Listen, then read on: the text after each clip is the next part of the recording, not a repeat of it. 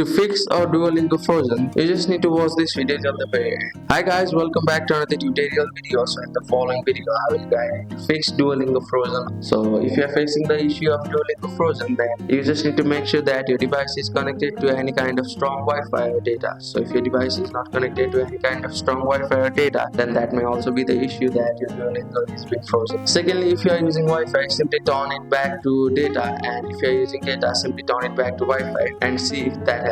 So if that helps, that's good. If that doesn't, then you just need to tap on the airplane mode for a few seconds. So simply enable the airplane mode for a few seconds.